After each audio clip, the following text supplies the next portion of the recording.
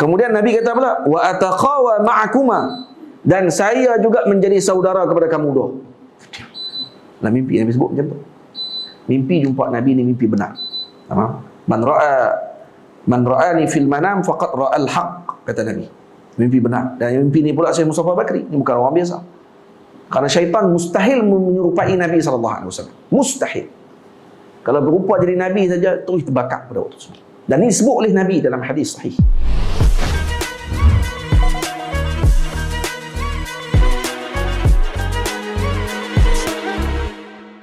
Assalamualaikum warahmatullahi wabarakatuh.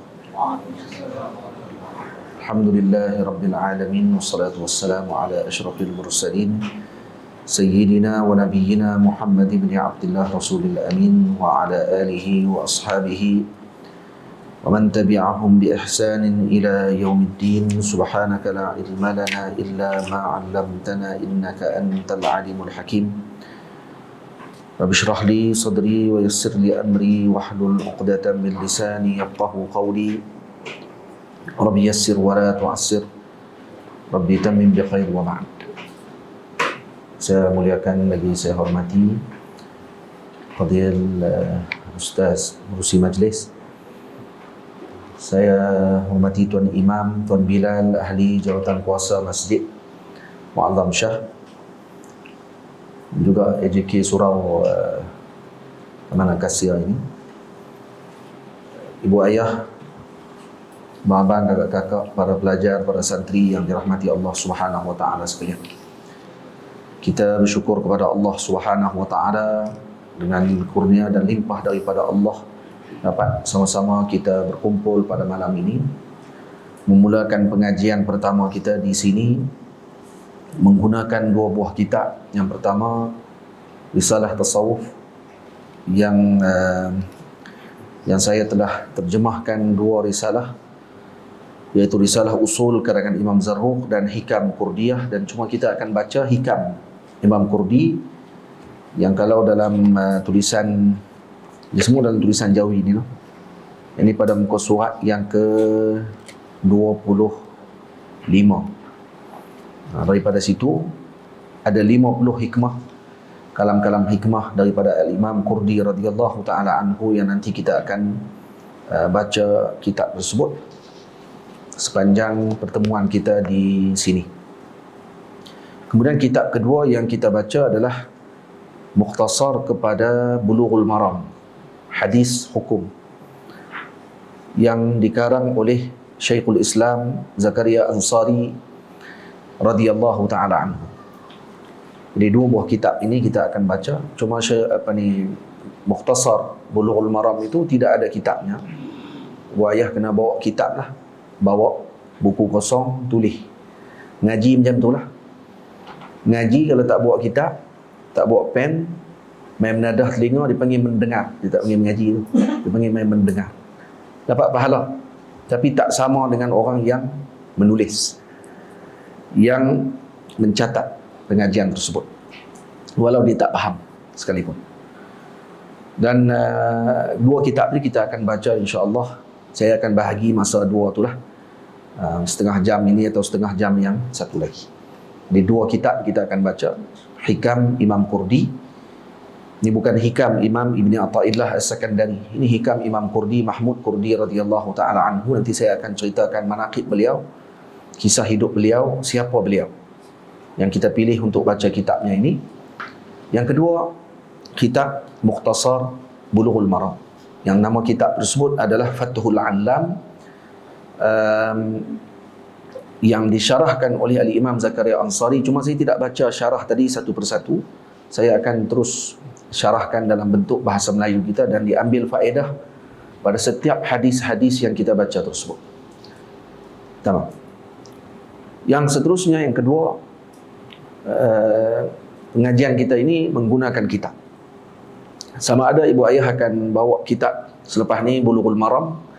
Kalau dibeli Bulughul Maram, ada terjemahannya, boleh beli juga, tak ada masalah.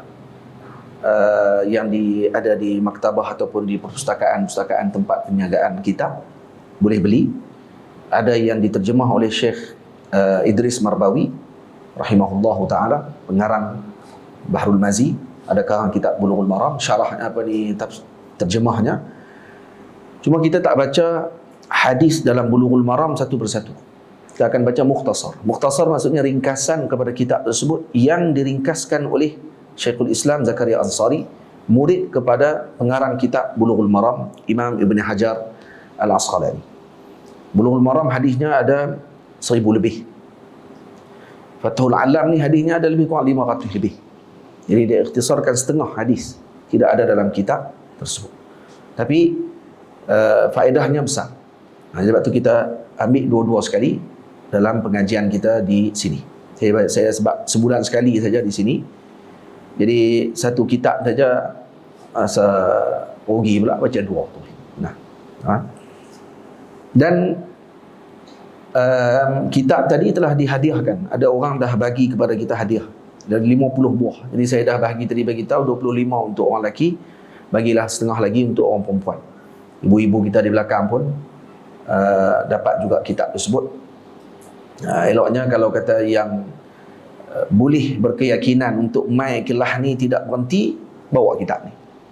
Tapi kalau dia kata hari ni dia nak main tengok dulu, tak usah gagah duk ambil.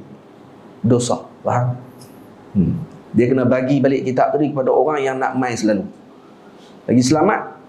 Kalau kata dia kata aku ni tak tentu boleh mai lagi ni. Mai-mai sekali dia kata tak kena dengan jiwa dia. Dia kata tak faham ataupun seumpamanya, maka saat gini elok serahlah kepada orang nak mai. Kalau nanti dia buat balik saja free, dia tak mai dah lepas tu. Tak ini, tak boleh. Faham? Itu dia kena bagi dekat orang yang nak mengaji saja. Orang yang nak menulis, orang yang nak mencatat, ataupun dia nak pegang kitab sebagai panduan, tapi dia mai selalu. Tak apa. Yang tu boleh. Tamam, itu syarat dia. Karena orang yang bagi tadi, dia bukan bagi suruh kita balik rumah. Dia suruh bagi untuk orang ni main mengaji. Tumpang pahala. Siapa dia yang bagi tu saya pun tak tahu. Tadi waktu nak main tadi ni, yang nak hantar mesej kata, ada orang bagi dah 50 buah kitab dihadiahkan untuk jemaah di sini. Tamam. Kita mula dengan kitab Hikam Imam Qurdi dulu. Dan sebelumnya kita hadiahkan Al-Fatihah kepada junjungan besar Nabi kita Muhammad sallallahu alaihi wasallam, dan juga kepada cucu baginda Nabi sallallahu alaihi wasallam yang dikasihi oleh Nabi, Sayyidina Hasan dan Sayyidina Husain radhiyallahu taala anhuma wa alaihi wassalam, kepada para isteri baginda Nabi, kepada para sahabat baginda Nabi sallallahu alaihi wasallam, kepada Sayyidina Al-Imam Abu Abdullah Muhammad ibni Idris Asy-Syafi'i radhiyallahu taala anhu, Imamun al-A'zam, juga kepada Al-Imam Abu Hasan Asy-Syadili, kepada Al-Imam Abu Abbas Al-Mursi, kepada Al-Imam Tajuddin ibn Athaillah As-Sakandari, kepada Al-Imam Mahmud Al-Qurdi, kepada Sayyidina Al-Imam Abdul Qadir Rafi'i Al-Faruqi At-Tarabulsi, syarah kepada kitab ini, kepada Sayyidina Al-Imam Abdullah Syarqawi, kepada Sayyidina Al-Imam Syekhul Islam Zakaria Al-Ansari, kepada Sayyidina Al-Imam Ibn Hajar Al-Asqalani, juga kepada seluruh para awliya, para ulama, para salihin, seluruh silsilah tariqah syadziliyah, seluruh tariqah khalwatiyah, seluruh tariqah sufiyah, dan seluruh para ulama dan awliya Allah Subhanahu wa taala, para akhtar, para nuqaba, para nujaba, para abdal, para ajras dan seumpamanya, bisiri asraril Fatihah. A'udzu billahi minasy syaithanir rajim. Bismillahirrahmanirrahim. Alhamdulillahi rabbil alamin. Arrahmanir rahim. Maliki yaumiddin. Iyyaka na'budu wa iyyaka nasta'in. Ihdinas siratal mustaqim. Siratal ladzina an'amta 'alaihim ghairil maghdubi 'alaihim waladdallin. Amin. Bismillahirrahmanirrahim. Kita baca dulu muqaddimah, ataupun dalam tu tidak saya tulis. Saya tak tulis dalam tu. Ini hanya dengar saja. Manaqib ataupun cerita kelebihan pengarang kitab ini, iaitu Sayyidina Al-Imam Mahmud Qurdi Al-Qalwati rahimahullahu ta'ala, yang wafat pada tahun 1195 Hijriah. Kita sekarang 1444 Hijriah. Maknanya lebih kurang 300 tahun ataupun 200 tahun lebih yang dulu beliau telah wafat, meninggalkan kita. dan beliau adalah guru kepada Al-Imam Syekhul Islam Abdullah Syarqawi, Syekhul Azhar Syarif, dan juga pengarang kitab-kitab besar seperti Hasyiah Tahrir dan seumpamanya. Yang kita sedia maklum, Al-Imam Abdullah Syarqawi, yang kita orang Melayu banyak juga baca Hasyiah Syarqawi ala Hudhudi dan seumpamanya, kitab-kitab tauhid dan seumpamanya yang dikarang oleh Al-Imam Syarqawi. Ini guru beliau. Ini kitab ni dikarang oleh, hikam ni dikarang oleh guru beliau, iaitu Sayyidina Al-Syekh Mahmud Al-Qurdi rahimahullah. Siapa Sayyidina Mahmud Al-Qurdi rahimahullah? Al-Syekh Mahmud Qurdi rahimahullah berasal daripada negeri Safaqis, daripada bilad Quran. Dan sejak daripada umurnya 15 tahun, beliau terbina dengan mujahadah, diberikan hal oleh Allah Subhanahu wa taala dengan hal mujahadah, iaitu bersifat ingin mendekatkan diri kepada Allah Subhanahu wa taala sejak daripada kecil lagi umurnya, 15 tahun. Kita 15 tahun tak tahu buat apa lagi. Dia 15 tahun sudah berpuasa dahar, puasa sepanjang tahun, kecuali hari-hari yang haram dia tak puasa. 5 hari saja. Hari Raya Aidil Fitri, Hari Raya Aidil Adha, dan juga 3 hari Tasyrik. 5 hari ini saja dia tidak puasa. Hari lain semuanya puasa. Dia panggil saum dahar. Dan menghidupkan malam sepenuhnya di masjid yang terkenal di negerinya, di Safaqis, di bilad Quran. Ini di mana ni? Kurdi ini biasanya sebelah Iraq, sebelah sana. Kemudian ketika umur dia 15 tahun lagi, dia telah masyhur pada ketika tersebut, dan orang ramai datang kepadanya berziarah untuk minta doa, sehingga menyebabkan dia jadi takut, dan dia lari daripada masjid tersebut, tinggal di rumah-rumah runtuh, di tempat-tempat yang tidak cantik, elok, bagi mengelakkan daripada orang kenal dengan dia. Ini halnya beliau pada ketika tersebut. Dan tempat tadi pula di luar daripada negeri dia, sehingga menyebabkan orang tidak kenal dia lagi pada selepas itu. Dan antara murid beliau adalah ni, pensyarah kepada kitab ni, Ihya'ul Qulub, syarah kepada matan yang kita akan baca nanti, iaitu karangan Syekh Abdul Qadir Rafi'i Al-Faruqi At-Tarabulsi, yang merupakan murid beliau. Murid beliau ni menceritakan bahawa saya mendengar daripada guru saya ini, iaitu Syekh Mahmud Qurdi, menceritakan kepada saya bukan sekali tapi banyak kali. Kata beliau, annahu la yaghummuhu fil lail illa sama' sautid dikah. Tidaklah sesuatu yang paling menggundah gulanakan hatinya setiap hari pada waktu malam, melainkan ketika dengar suara ayam. Kalau suara ayamnya, dia akan mula sedih pada waktu tersebut kerana malam telah berlalu. Kenapa? Khasyata tulu'in nahari lima yajiduhu fi lailihi minal mawahibi wal asrari. Karena beliau dapatkan pada malam tersebut dengan anugerah-anugerah dan rahsia-rahsia ketuhanan yang diturunkan ke dalam jiwa dan dadanya, menyebabkan dia rasa kasih untuk tinggal malam. Kalau boleh tak boleh, kalau boleh malam terus pun tak apa bagi hidup dia. Dia tak mau bertemu dengan siang, sampai macam tu sekali. Dan beliau ini orang yang banyak bertemu dengan Nabi Khidir alaihi salam. Nah, dan dimaklumkan oleh Al-Imam Syekh Abdul Qadir, murid beliau ni, annahu kana bi mujarradi ma yanamu yara al-Qadir fil manam. Bukan sekat bertemu saja secara jaga.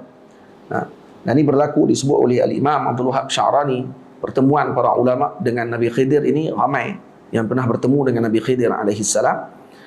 Dan kemudian kata beliau, Syekh Mahmud Qurdi ini setiap tutup mata saja tidur, terus mimpi Nabi Khidir. Terus Nabi Khidir akan datang dalam mimpi tersebut, yadhkurullaha ma'ahu hatta yastayqidha. Berzikir dalam mimpi tersebut sampai bangun.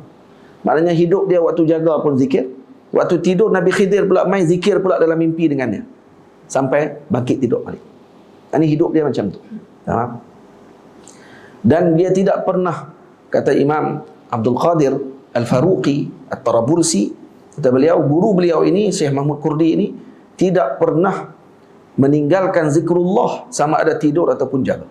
Tidur pun wirid, waktu jaga lebih lagi lah. Dan kemudian disebutkan lagi oleh beliau bahawa seluruh kitab Ihya Ulumuddin Al-Ghazali yang dikarang oleh Imam Al-Ghazali Hujjatul Islam, amiltu bihi qabla an utali'ahu falamma tala'tuhu hamidtullaha ala taufiqihi li wa tawliyatihi ta'limi min ghairi muallim. Kata Imam Mahmud Kurdi diceritakan kepada muridnya Sayyidi Syekh Abdul Qadir Tarabulsi, saya ini telah beramal dengan seluruh kitab Ihya Ulumuddin sebelum saya baca Ihya Ulumuddin.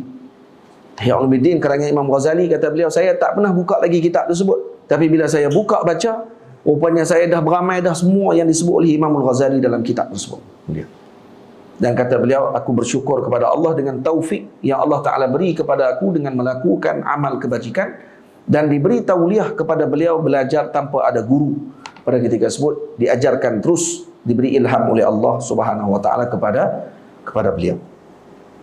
Dan beliau ini adalah orang yang sangat banyak meninggalkan dunianya, iaitu makan hanya roti yang dibuat daripada syair. Syair daripada Bali. Roti Bali. Roti Bali ni kerah. Nah, makan roti Bali. Bukan roti gardenia tu roti gandum. Gandum putih. Dan dalam riwayat hadis, saya sebenarnya malam ni tidak nak baca Syama'il. Nak baca Syamil fi Khulasati Syama'il, kitab saya tu. Kitab tu dah banyak kali dah saya baca. InsyaAllah habis kitab ni nanti, kalau kita boleh baca kitab, tak apalah. Nanti kita baca kitab tu insyaAllah. Kita nak baca Syamil tu. Tapi Syamil dah banyak dah rakaman ataupun banyak dah pengajian dalam YouTube pun banyak. Jadi kitab ni saja yang tak ada lagi, saya baca kitab ni. Nah, kitab ni pun hikam dia pendek-pendek, boleh hafal. Pendek-pendek. Nah. Dan beliau ni, Rasulullah tidak pernah makan roti yang dibuat daripada gandum. Nabi tak pernah makan roti gandum. Roti gardenia kita duk makan ke apa semua tu, Nabi tak pernah jumpa dengan roti yang macam tu. Roti Nabi macam mana? Roti syair. Roti syair ni dibuat daripada Bali. Tepung Bali ni kerah kung. Kalau apa pernah makan, saya pernah try sekali. Nah, di Mesir nak cari tepung Bali susah juga naknya di Mesir pun. Bukan senang juga. Banyak di sana pun semua pakai makan gandum. Jadi saya pergi cari di kedai, lepas tu ada seorang pemandu, pakcik ni nama dia Ammu Azim. Ni orang yang Masya Allah azim, bagus orang dia.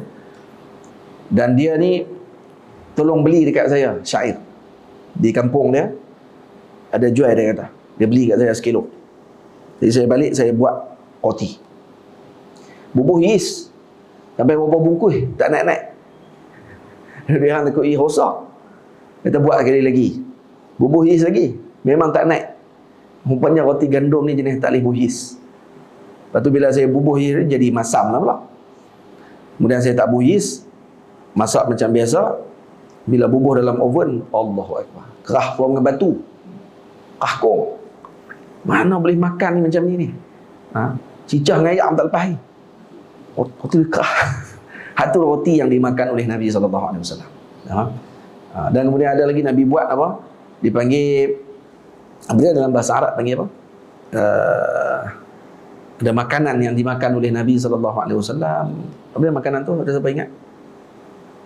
Yang makanan tu elok untuk orang yang sakit. Elok untuk kesihatan tapi dibenci. Makanan yang baik tapi sangat dibenci. Dan makanan ini dimakan oleh tentera-tentera Amerika.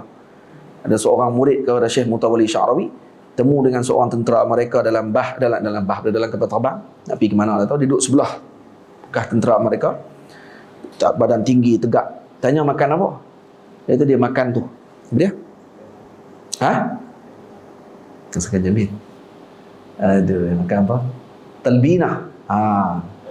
Makan talbinah. Talbinah ni dibuat daripada apa? Daripada gandum, daripada Bali, campur dengan susu. Dan Nabi campur dengan air biasa je. Masak bubur susu. Bubur susu tu sedap sikit lah. Bubur madu lagi sedap lah. Tapi kalau masak biasa, saya try masak, memang dibenci pun. Tak sedap langsung. Dan tu makanan mereka setiap pagi. Orang kita yang tinggal tidak makan, orang Islam sendiri tidak makan. Orang bukan Islam, ketenteraan mereka makan benda tu. Dan tu bagi kekuatan pada tubuh mereka, dan kemudian jadi badan mereka jadi besar, jadi tinggi. Itu makanan daripada talbinah. Talbinah bukan hak yang duk jual dalam internet tu. Susu supaya dengan Nestum tu. Itu talbinah tu. Talbinah betul ni, tengok dalam YouTube, tengok macam mana Arab masak.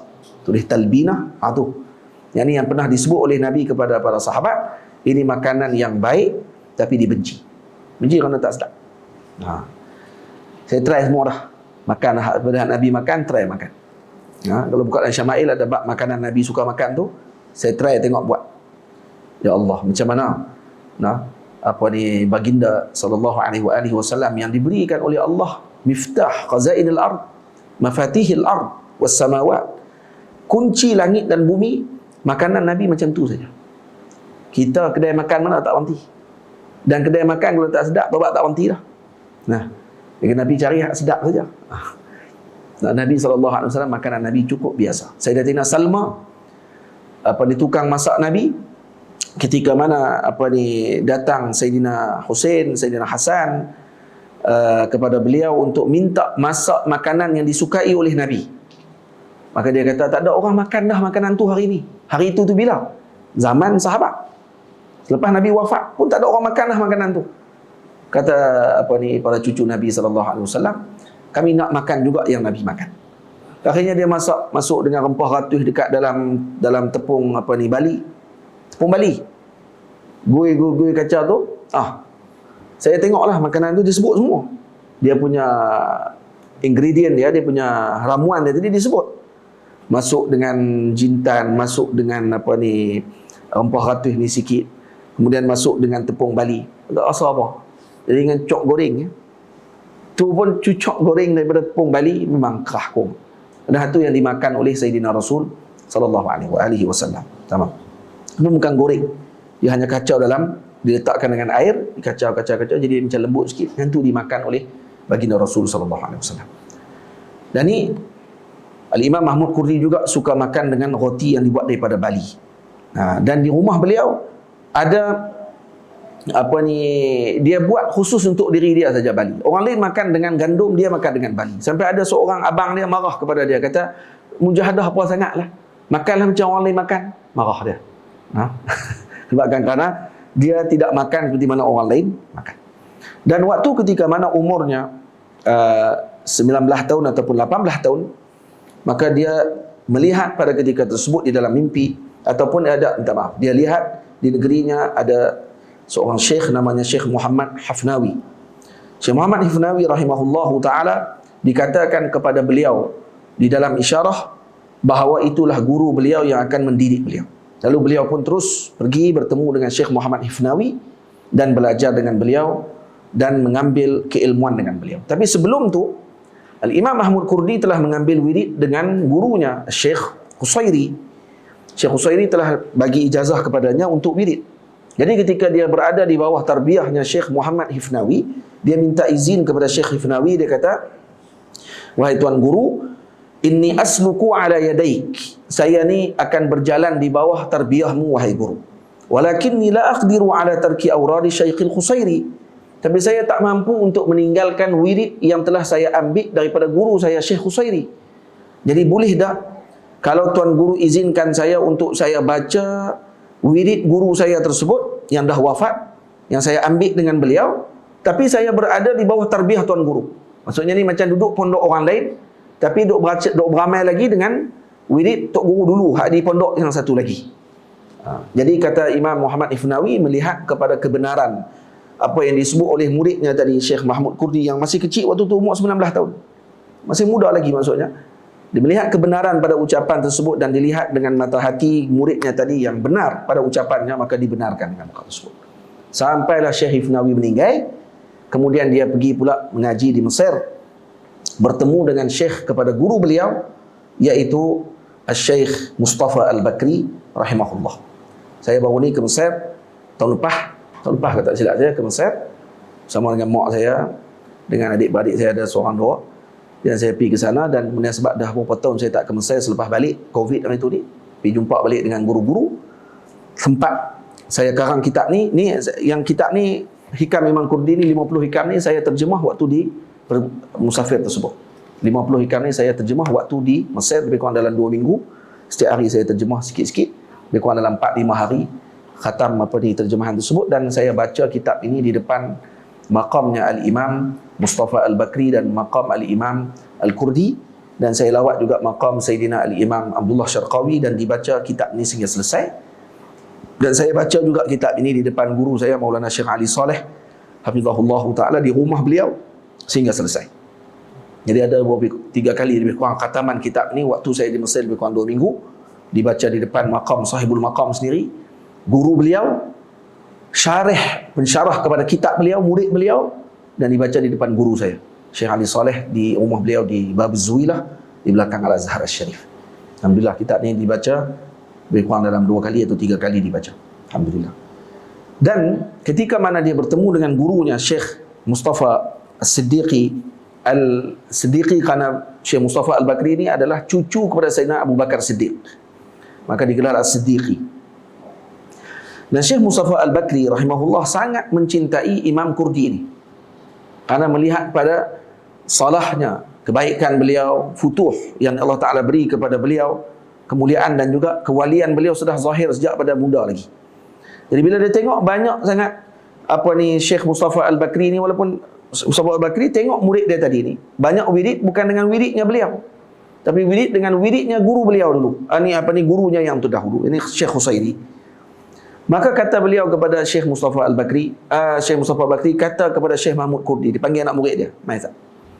Dia kata, ayaliqu bika an takuna salikan ala aidina wa taqra'u awrada ghairina, imma an taqra'a awradana wa imma an tatrukana. Tok guru kata apa? Baguskah? Layakkah? Elokkah kamu duduk bawah tarbiyah kami, kamu baca wirid orang lain? Jadi Syekh Mustafa Bakri kata kepada Syekh Mahmud Kurdi, dia kata, 2 pilihan. Sama ada kamu baca wirid kami atau kamu tinggalkan kami terus. Kalau nak baca juga wirid guru kamu dulu, pergi ikut dia, tak suruh ikut kami. Syekh Tok Guru berasa hati. Tamam. Maka kata Imam Mahmud Kurdi, ya sayyidi, antum ja'alakumullah rahmatan lil alamin. Wahai tuanku, wahai tuan guru, wahai murabbiku, kamu ni Allah Ta'ala, para awliya ni dijadikan, kamu para wali dijadikan oleh Allah rahmat kepada sekalian alam. Kerana warasun Nabi, mewarisi akhlaknya Nabi. Wa ana akhafu min asy-Syaikh Al-Qusairi in taraktu awradahu wa syai' lazamtuhu min sighari la uhibbu an atrukahu fi kibari. Dia kata, wahai tuan guru, saya sebenarnya rasa segan, malu untuk meninggalkan wirid gurunya saya tersebut, Syekh Husairi, yang telah saya amalkan waktu ketika kecil. Waktu dia pemuda lagi. Maksudnya ketika permulaan perjalanan saya baca dengan wiridnya guru saya. Dan saya suka untuk meneruskannya ketika saya telah mencapai kepada kedudukan tersebut. Jadi saya tetap inginkan kedudukan beramal dengan perkara tersebut, kata dia. Saya segan nak tinggal. Segan ni bukan maksud dia malu, bukan maksud dia pemalah, tak. Segan maksudnya malu. Maka kata Imam Mustafa Al-Bakri kata kepada muridnya, istaqirillah. Kamu istiqarah dulu. Tengok macam mana. Wanzur madza tara. Tengok dengan apa yang kamu pandang dalam hati yang dicampakkan oleh Allah dalam hatimu. La'alla Allah Ta'ala yashrah sadrak. Moga Allah Ta'ala akan memberikan kelapangan dalam hatimu untuk pilih wirid mana yang kamu nak kena pilih. Tengok, guru dia sebut macam tu. Qala radhiyallahu anhu, maka kata Imam Mahmud Kurdi, bila mana aku malam tersebut balik, wa nimtu, dan aku tidur, faraitu an-nabiyya sallallahu alaihi wasallam, malam tu aku mimpi jumpa Nabi. Dan wal Qusairiyu an yaminih, dan minta maaf, wal Qusairiyya an yaminih, Imam Qusairi berada di kanan Nabi, wasyaikh al-Bakri an yasarih, tok guru beliau Imam Mustafa Bakri duduk sebelah kiri. Ni ingat tak ni nama-nama ni? Tadi nama banyak sangat dah. Al-Hifnawi, Al-Mustafa Bakri, ni pula Mahmud Kurdi. Mana satu ni hak yang mimpi ni? Hak mimpi Mahmud Kurdi, anak murid. Yang suruh untuk dia minta kepada Allah istiqarah, Mustafa Bakri. Yang diamalkan oleh Mahmud Kurdi, ni pengarang hikam ni, adalah wirid gurunya dulu, Khusairi. Jadi tok gurunya Mustafa Bakri berasa hati. Kata, buat apa nak wirid dengan wirid dia? Kamu duduk bawah kami. Tinggal wirid dia ataupun kamu tinggalkan kami. Kamu amalkan dengan yang kami punya ataupun kamu tinggalkan kami terus. Tak payah beramai lagi dengan, tak payah duduk bawah tarbiyah kami. Jadi bila dia kata, saya malu, saya segan, wahai tuan guru, untuk tinggal wirid yang telah saya amal sejak daripada permulaan perjalanan. Maka Syekh Mustafa Bakri kata, kalau begitu istiqarahlah kepada Allah. Tengok apa yang diberikan pembukaan oleh Allah. Malam tu balik tidur mimpi. Dia mimpi nampak Rasulullah. Sebelah kanan Nabi tok guru dia dulu, Imam Qusairi. Sebelah kiri Nabi, Imam Mustafa Bakri, tok guru dia yang suruh dia istiqarah. Maka kemudian faqala al-Qusairi li Rasulillah. Dalam mimpi ni dia duduk tengok aja. Imam Qusairi, tok guru dia yang telah wafat tu, sebut kepada Nabi dalam mimpi tu. Apa kata Imam Qusairi? Ya Rasulullah, alaysat tariqati ala tariqatik? Imam Qusairi kata kepada Nabi, ya Rasulullah, bukankah jalanku ini, tariqahku juga tariqahmu ya Rasulullah? Maka kata Sayyidina Rasul, dan disebut lagi, alaysat awradi muqtabasatan min anwarik? Bukankah wirid-wirid yang aku ambil daripada, itu diambil daripada nurmu ya Rasulullah? Falima ya'muru as-sayyidu Mustafa al-Bakri al-Syaikh Mahmud Kurdi bitarki awradi? Jadi kata Imam Qusairi dalam mimpi itu kepada Nabi, ya Rasulullah, kalau begitu, kalaulah wiridku tadi diambil daripada nurmu ya Rasulullah. Dan Nabi angguk semuanya. Ya, betul. Nah, dalam kitab Syekh Abdullah Syarqawi disebut, Nabi angguk, ya, betul. Wirid kamu tu daripada jalanku, kata Nabi. Lepas tu kata Imam Qusairi, kalau begitu, kenapa Mustafa al-Bakri, Sayyid Mustafa al-Bakri ini, suruh murid saya, Syekh Mahmud Kurdi ini, tinggal wirid saya? Sedangkan tu kan wirid tu daripada kamu juga ya Rasulullah. Maka kata Sayyid Bakri pula, dia berdebat depan Nabi lah ni. Yang sebelah kanan kata dulu, hak belah kiri pula jawab. Kata Imam Mustafa Bakri, ya Rasulullah, rajulun salaka ala aidina wa akhadha tariqatana wa tawallayna tarbiyatah ayuhsinu minhu an yaqra'a awrada ghairina? Ya Rasulullah, orang yang duduk di bawah jalan kami, ditarbiyah oleh kami, dan kami yang menjaganya, mengambil tariqah kami, tinggal wirid kami, ambil wirid orang lain. Bolehkah macam tu ya Rasulullah? Kata gitu. Tak faham? Maka bila mana kata macam tu, Nabi kata apa? Ya'mala fihi al-qur'ah. Suruh kamu dua orang, suruhlah dia undi. Dia nak pilih hak mana? Nabi kata macam tu. Maka istaiqadha syekh min manami. Syekh pun terjaga daripada tidur. Maka dimaklumkan kepada Sayyid Bakri tentang mimpinya tersebut. Esoknya jumpa dengan tok guru dia. Tok guru dia tanya ada apa-apa berita. Maka dia pun bagi tahu, semalam saya mimpi sekian-sekian yang diceritakan tadi. Lalu kemudian dalam tu Nabi kata kepada saya, untuk saya ini melakukan undian, nak pilih yang mana. Maka kata Al-Imam Bakri pada waktu itu, dia terjemah mimpi murid dia tadi, dia kata ma'nal qur'ati fi dhalika insyirahu sadrika unzurul ladzi yansharihu lahu sadruka wa'amal bihi thumma ba'da lailatin. Ini kitab tak ada apa ni, tak ada titik ni, macam itulah. Kemudian dia kata, kalau maksudnya qur'ah tadi apa dia? Maksud kamu nak undi, kamu kena tengok sendiri mana yang tenang dalam hatimu untuk kamu pilih. Kamu pilihlah wahai murid. Kenapa? Kerana dah Rasulullah yang suruh macam tu. Jadi saya tak layak lagi untuk memaksa kamu untuk ikut yang mana satu.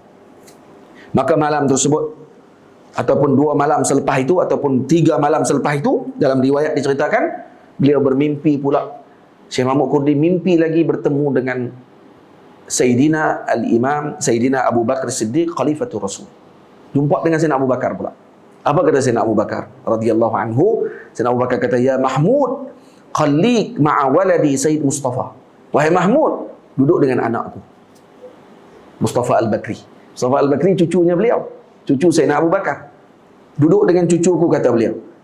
Dan kemudian waktu itu kata Al-Imam Mahmud Kurdi, wara'a wirdas sahar alladhi allafahu al-madhkur maktuban bainas sama'i wal ardi bin nuril jasim atau mujassam.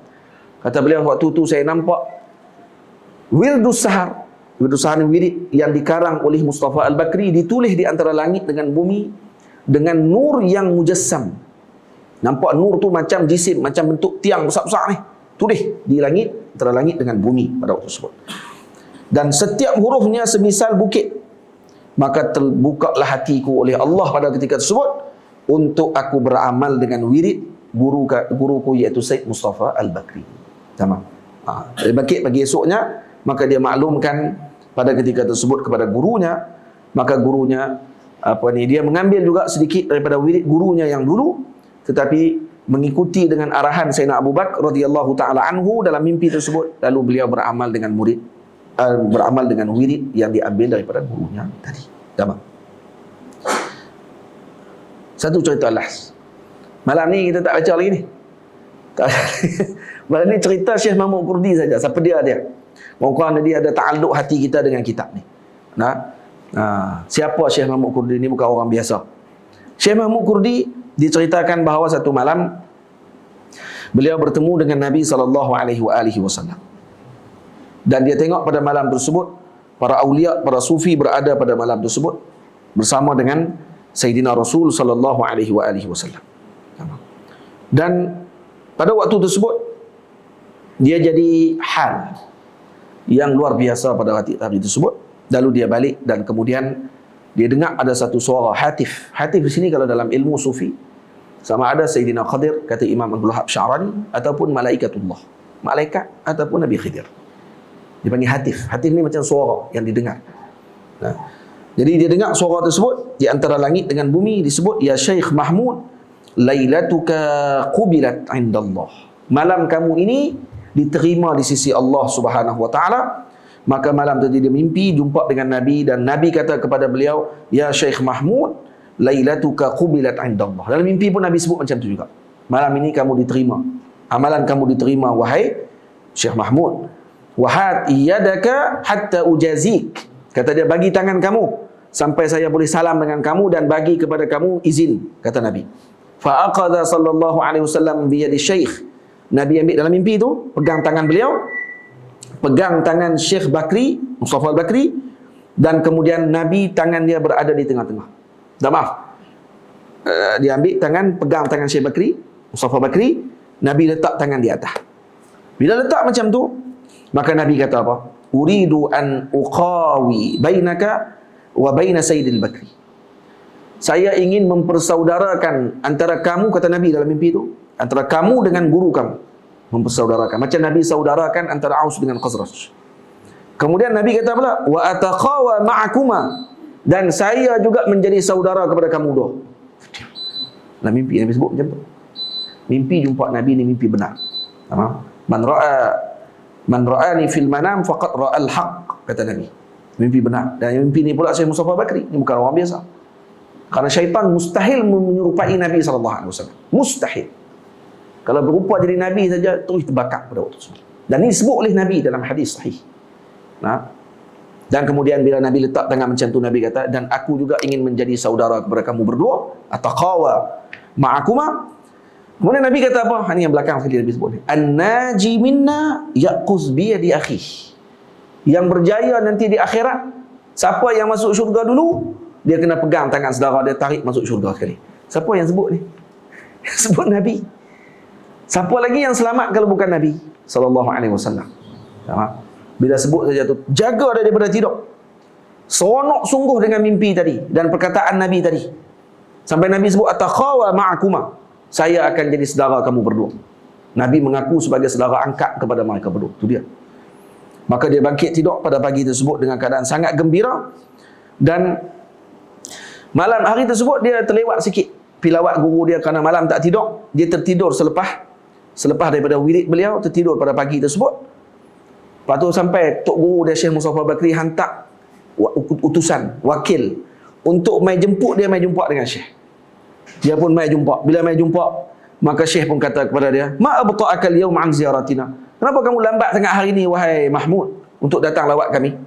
Lalu tak sebut macam tu pun. Maka kata Syekh Mahmud Kurdi, ya Sayyidi, saharna al-barihah al-lail kullahu. Semalam saya jaga sepanjang malam, fanimtu, dan aku tertidur pada penghujungnya. Itu yang mimpi jumpa Nabi tu. Fata'akhartu. Dan saya terlewat daripada kamu wahai tuanku.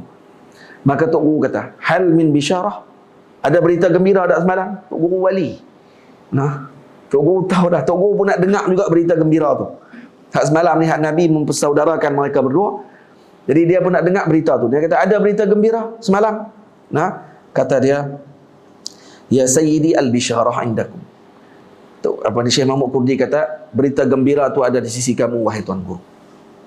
Maka kata Al-Imam Mahmud Kurdi, kata Syekh Mustafa Bakri, qul ma ra'aita.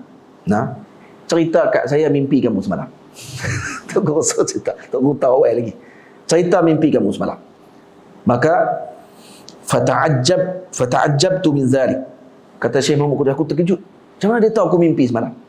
Nah, semua sebut kata al-bisyarah, ada bisyarah semalam, ada berita gembira. Kata dia, berita gembira dengan kamu wahai tuanku. Maksudnya tu bahasa mungkin mujamalah. Murid dengan guru, dia kata duduk dengan kamu tu gembira dah wahai tuan guru. Nak berita gembira apa lagi? Tu bahasa lah. Nah, kita orang Melayu pun anak-anak murid ni kena belajar juga bahasa-bahasa, bukan memuja tu orang panggil tu, bukan dia panggil bodek tok guru. Kena ada juga bahasa-bahasa indah dengan tok guru ni, jangan betul benda sangat. Nah, kalau tok mai jumpa tok guru macam mana? Mai tanya, mai mana ni? Saja nak main jumpa tok guru. Itu baru sedap sikit nak main lawak kita. Kalau kita jumpa tok guru tua-tua kan, tak guru tak tua pun, pergi ke pondok dia, tanya mai mana ni? Dia jawab apa? Saya kebetulan lalu kau ni nak pergi rumah kawan tu, tengok tak ada apa, lu kena aku ni. Habis jam terus. Hilang perasaan terus. Cuba kalau mai kata saya memang nak lawak tok guru. Bukan ada kenduri apa lah, dah main lawak tok guru. Main tok guru, main lawak tok guru tu tipu kah? Dah tak tipu. Memang lawak tok guru lah waktu tu. Kena sebut macam tu dengan guru-guru kita. Ni tak, kebetulan saya lalu kot ni. Tengok tak ada apa, kena tak? Kalau ada, tak ada, mempunyai. Nah, ni bahasa orang panggil kerah. Orang Melayu ni dia, kerah dia tu dia tak boleh nak buang. Dia kata kalau aku tak sebut macam tu, dia kata nampak tak apa nak sempoi. Dia kata sebut tu baru sempoi, dia kata, baru lah nampak kemas sikit. Dia tak tahu macam mana nak beradab, macam mana nak sembang bagi beralun dengan orang tua-tua, beralun dengan apa ni, para guru, para ulama dan seumpama. Dia kata al-bisyarah indakum. Bisyarah tu di sisi kamu hai tuan guru. Apa kata Imam Mahmud Kurdi? Dia kata takjub aku bila Syekh kata cerita mimpi semalam. Bila dia cerita balik, maka kata kata kepada Sayyidi Mustafa Al-Bakri, dia pun cerita, saya mimpi sekian. Apa kata tuan guru Syekh Mustafa Bakri kepada Syekh Mahmud Kurdi? Dia kata ya Mulla Mahmud. Mulla ni maksudnya bahasa tinggi lah. Mulla ni maksudnya macam Sayyid maksudnya. Wahai tuanku Mahmud. Macam tu. Dia puji pula murid dia. Dia kata, manamuka haqqun. Mimpi kamu semalam benar. Wa hadhihi bisyaratun. Dan ini berita gembira. Wa kana, minta maaf. Hadha bisyaratun lana walak. Ini berita gembira kepada kami dan kamu. Fa innahu sallallahu alaihi wasallam najin qat'a. Wa nahnu bi barakatihi najun, kata dia. Nabi sebut dalam mimpi, Nabi kata apa? Nah, naji minna yaquz bi yadi akhi. Yang berjaya di kalangan kita adik-beradik 3 orang ni, kata Nabi, macam Nabi dah memsaudarakan 3 orang ni, maka akan pegang tangan saudaranya masuk dalam syurga. Maka kata Syekh Mahmud Mustafa Al-Bakri kepada muridnya Mahmud Kurdi, Nabi sudah tentu berjaya secara qat'i akan masuk syurga Allah Ta'ala. Dan dengan itu isyarah bahawa kita juga nanti akan berjaya di akhirat, masuk ke syurga bersama dengan junjungan besar Nabi kita Muhammad sallallahu alaihi wasallam. Ini sebahagian saja kisah yang saya tak cerita habis ni. Banyak lagi ni. Cerita Syekh Mahmud Kurdi dengan manaqib dia, dengan zuhud dia, dengan mujahadahnya dan seumpamanya. Banyak. Insya-Allah bulan depan pula lah baru nak baca dia punya hikam yang pertama. Jadi malam ni tahu dulu siapa pengarang dia. Jadi pengarang ni bukan kecil anak. Saya kira dia hikam Kurdi siapa pula. Dengar dah cerita dia tadi. Siapa beliau? Apa manaqib beliau? Murid-muridnya siapa? Kita dengar tadi. Muridnya Syekhul Azhar. Itu pun dah pada dah. Tok gurunya wali kibar. Anak muridnya pun wali Allah Ta'ala agung. Dan mustahil wali dikeluarkan melainkan daripada wali. Faham? Kerana anak singa takkan beranak daripada kucing. Dia mesti beranak daripada bapak singa. Macam mana nak keluar anak singa kalau pak dia kucing? Mustahil. Mustahil adat. Faham? Mustahil adatnya macam itulah. Betul. Kalau anak gajah mesti keluar daripada pak gajah. Ini tidak jadi qadian. Bukan qadidian. Qadian finnar. Al-qadi fil jannah. 2 qadi masuk neraka, 1 qadi masuk syurga. Qadi mana ni? Ini cerita ada 2 qadi yang diuji. 3 qadi diuji pada zaman Bani Israel. Diuji oleh Allah untuk tengok mana yang amanah dengan tidak khianat dengan urusan hukum mereka. Maka turun malaikat menguji 3 qadi yang ada dalam Bani Israel. Dicerita oleh Rasulullah dalam hadis. Maka turun qadi ni, malaikat turun berupa jadi seorang lelaki naik kuda.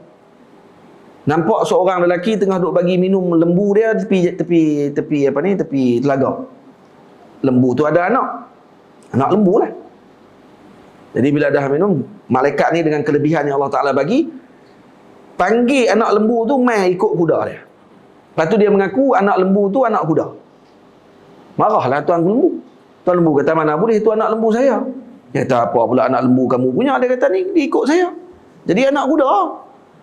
Jelas-jelas muka lembu ni. Anak kuda. Mana ni? Dia kata, apa, kita pergi jumpa qadi yang pertama. Jumpa qadi yang pertama, malaikat dah rasuh dah bagi duit emas kepada qadi tu untuk hukumkan dia menang. Kita nak buat macam mana? Nak bagi menang macam mana tu? Jelas-jelas ada anak lembu. Saya nak buat macam mana ni? Dia kata, tak apa, lepas ya lembu dengan kuda. Selagi dia ikut mana tu anak dia. Oh, dia senang macam tu, tak apa. Dia pun lepas. Kita apa, bergaduh lah, kata ada lembu ni saya punya. Habis tak apa, kita lepas lembu tu. Lepas lembu, lepas kuda. Malaikat ni guna lagi kuasa yang Allah Ta'ala bagi kelebihan tu. Ikutlah lembu tadi, anak lembu tu ikut kuda. Dia kata tu, kata qadi kata kalau macam tu, anak ni anak kuda. Ui. Lalu tu kata, ni hukum apa ni? Jangan boleh hukum dengan ikut saja ni. Ni jelas-jelas kuda ni lembu. Dia kata dah, dia ikut anak dia. Duit dapat dah. Jumpa kata, saya tak puas hati. Jumpa qadi kedua. Daripada 3 qadi terkenal. Jumpa qadi kedua pun sama juga. Kena dah suar dah bawah meja. Ambil dah duit. Buat yang sama juga. Hukum yang sama juga. Dia kata tak jadi qadi ni. Qadi kedua, qadi ketiga pula. Qadi ketiga, elok nak suruh duit. Qadi kata, oh, minta maaf, dia kata. Hari ni saya tak boleh nak bagi hukum. Kenapa? Hari ni saya haid, dia kata. Waktu saya haid, saya tak boleh buat keluar hukum. Malaikat kata, kok mana? Macam mana orang lelaki boleh keluar haid? Dia kata. Dia kata, oh, terkejut. Macam mana anak lembu boleh ikut kuda? Dia kata. Kalau aku haid, hang terkejut. Ni anak lembu ikut kuda, hang tak terkejut pula. Dia kata. Ni anak lembu. Macam mana jadi anak kuda? Nak bagi rasuah tak jadi. Lalu malaikat ni kata, wahai qadi, absyir, berita gembira kepada kamu, kamu diampunkan oleh Allah, ditinggikan darjat kamu oleh Allah. Saya malaikat yang Allah Ta'ala utuskan untuk menguji kamu bertiga. Qadiyan finnar wal qadi fil jannah. 2 neraka, seorang dalam syurga. Faham? Ni cerita qadiyan finnar tu. Bukan qadiyan. Qadiyan. 2 qadi. Qadi pertama dengan qadi kedua tadi. Boleh tak? Tu cerita dia. Anak kuda akan keluar daripada bapak kuda. Tok wali akan keluar daripada wali juga yang bimbing dia. Alim, dia akan ada gurunya, mesti alim juga. Mustahil seorang tu jadi alim tiba-tiba tanpa ada guru. Dia kata tadi bukan Syekh Mahmud Kurdi kata dia tak ada guru. Siapa kata dia tak ada guru? Kita kata yang disebut tadi selepas dia sampai kepada martabat yang tinggi, dia kata apa? Saya telah beramal dengan perkara dengan ilham yang Allah Ta'ala bagi, dengan mujahadah yang telah beliau ambil sebelumnya daripada guru. Saya macam tak ada. Dia kata tu Syekh Mahmud Kurdi pun tak ada guru. Siapa kata tak ada guru? Tu Khusairi guru dia. Muhammad Hifnawi guru beliau. Mustafa Al-Bakri guru beliau. Semuanya kutub. Kutub pada zaman tersebut. Mustafa Al-Bakri kutub pada zaman tu. Dan keluar anak-anak murid yang luar biasa semua. Ini antara salah seorang murid beliau, Sayyidi Syekh Mahmud Al-Kurdi rahimahullah. Kitab ni kalau ibu ayah ikut sungguh-sungguh pengajian dia satu persatu, akan dapat suluk kepada Allah jalannya. Tengok nanti.